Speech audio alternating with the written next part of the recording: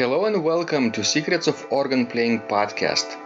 We are your hosts, Vidas Pinkevičius and Aušra Pinkevičienė. We've been mastering secrets of organ playing for more than 20 years and sharing them on this blog since 2011.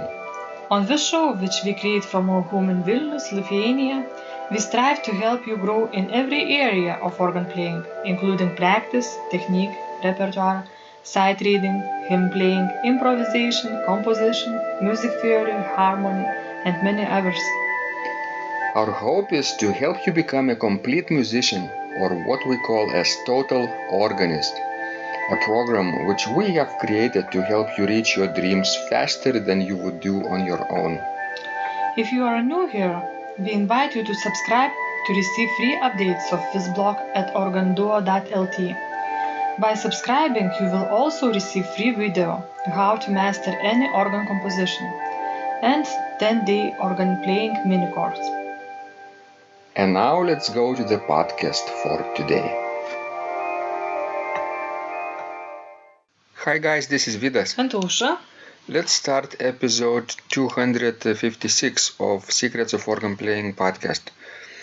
This question was sent by Jeremy, and he writes, "My Boellmann's sweet Gothique performance at church went alright. Everything felt comfortable before the service, but some wrong notes crept in during the service, particularly in the Minuet. The Priere went really well. One small mistake that is bothering me occurred at the transition into the G minor section. A parishioner did approach me afterwards and thank me, which was really nice." So, Aušra, Jeremy is on our team who transcribes fingering and pedaling for us. Nice. And therefore, he is also a total organist student.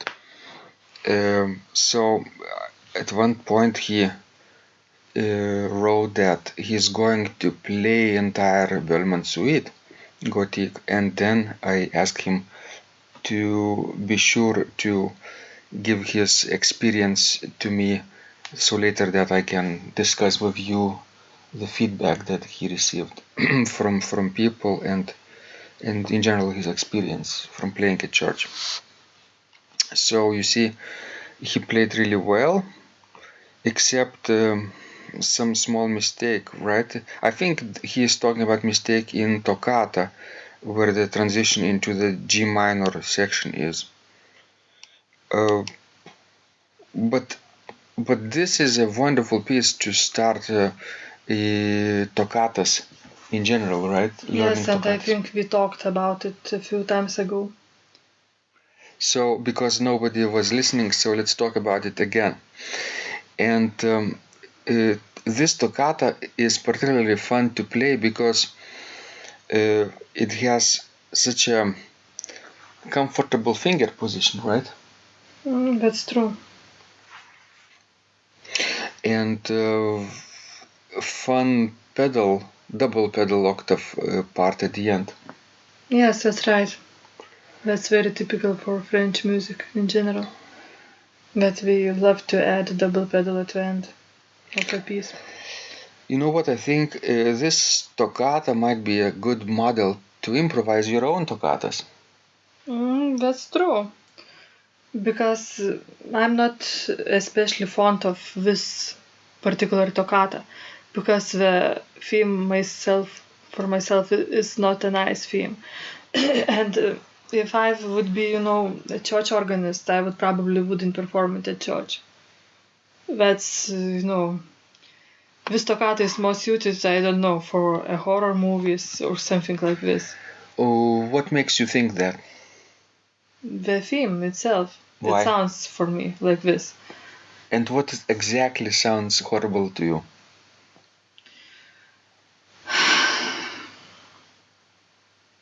Minor key. Okay. What else? Accompaniment in the hands too. Mm-hmm. It's quite scary. Exactly. And then there is one more thing that I'm thinking about. Do you know what it is? I in the cannot pedals, read. in the pedals.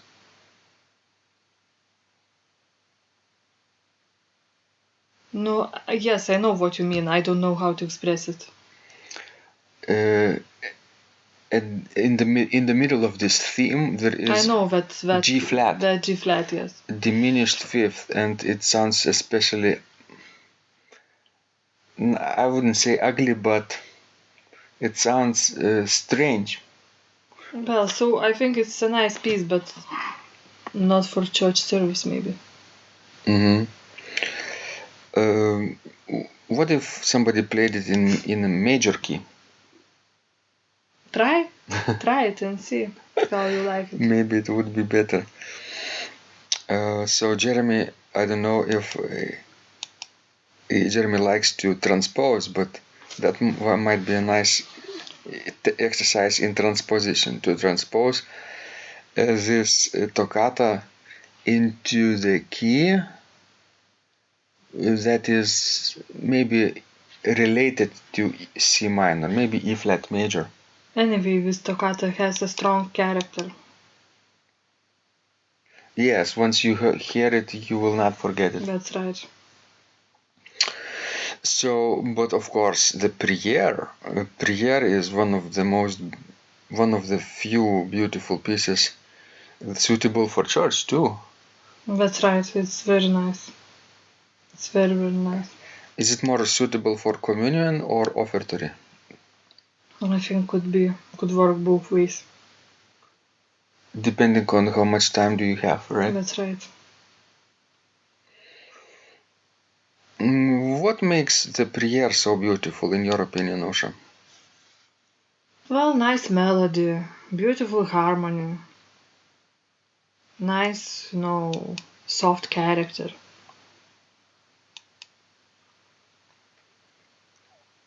Legato touch? That's right, but most of the things in Boellmann should be played legato because that's his style. What about registration? Do you like the strings? Yes, that's true. What kind of an organ would suit best, except of course organs in Paris? So why I cannot choose French symphonic instrument for this piece? Because majority of people don't live in Paris. Well, but we still can have organ with string stops. So Strings, right? that's right. Okay.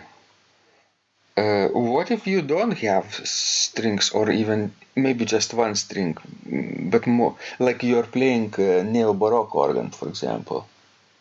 Well, then you have to replace strings with flute. Mm-hmm. The more foundation stops, the better. The That's more right. the more stops with the same pitch level, the better. Yeah, so if you have only one string, add couple flutes to that string. Then it should work just fine. Couple of the manuals. Yes, that's a possibility too. We have created the fingering for both the Priere and the toccata too. Not yet for the Minuet. Minuet, do you like Minuet?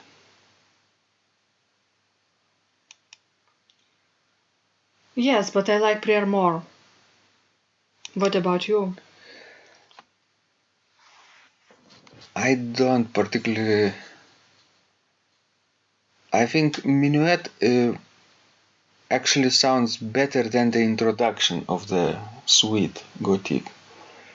Introduction chorale, it's called.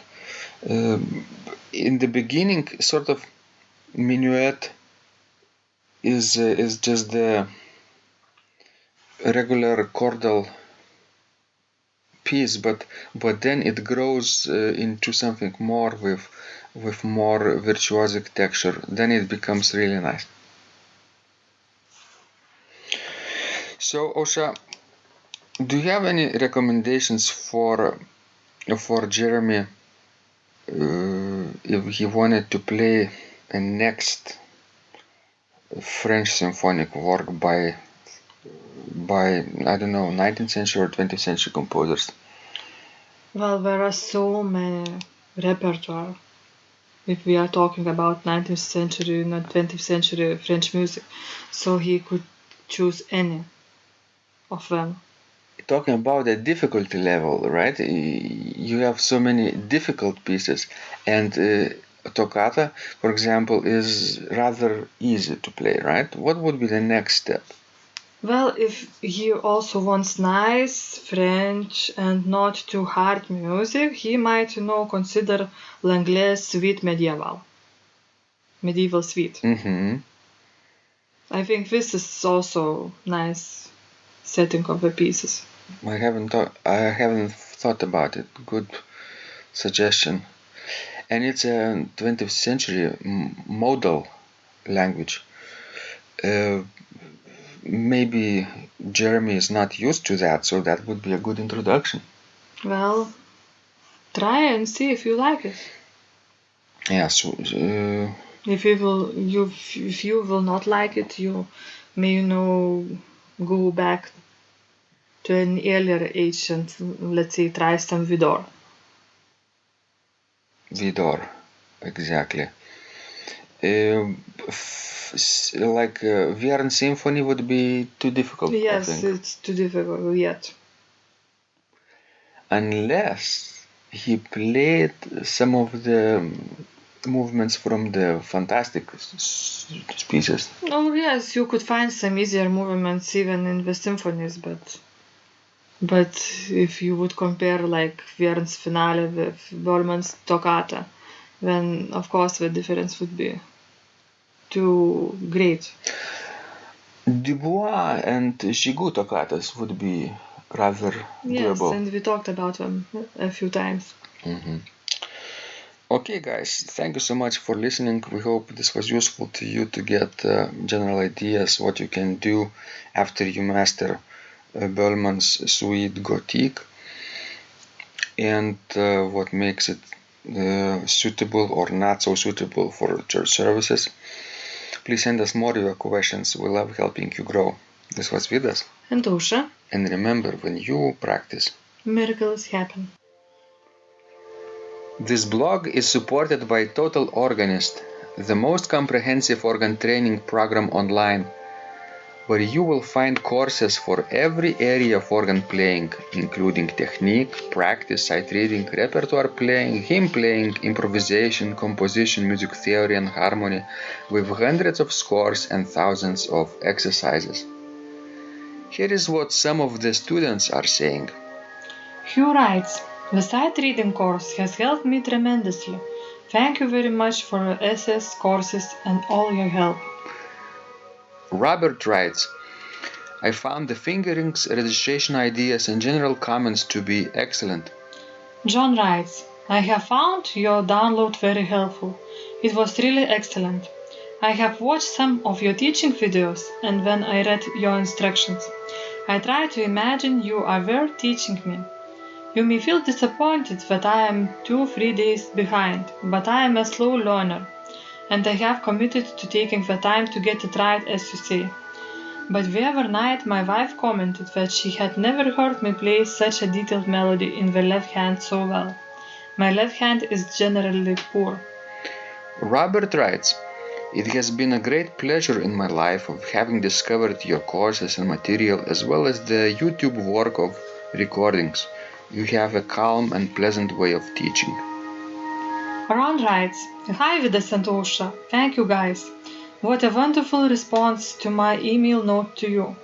You've got me right, and I feel you understand my level of playing. Yes, at home and lucky that I have an organ for that reason. I am paying attention to this, and I am going to try this haha no longer secret model. Yes, and I love Cesar Frank too. What is very nice about your blog podcast is that Ausra and Vidas are like a Socratic dialogue, and by bouncing things off of each other, so much more information comes out and is expressed.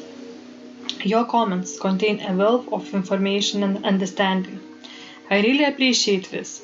It is very inspiring and will keep us moving forward." Would you like to receive the same or even better results that our students are getting? If so, join them at organduo.lt /total-organist. And of course, you will get the first month free too. You can cancel anytime. Also, if you haven't yet subscribed to receive free updates of this blog, make sure you do that at organduo.lt. By subscribing, you will also receive free video, how to master any organ composition and 10-day organ playing mini course. This was Vidas. And Ausra from Secrets of Organ Playing. And remember, when you practice, miracles happen.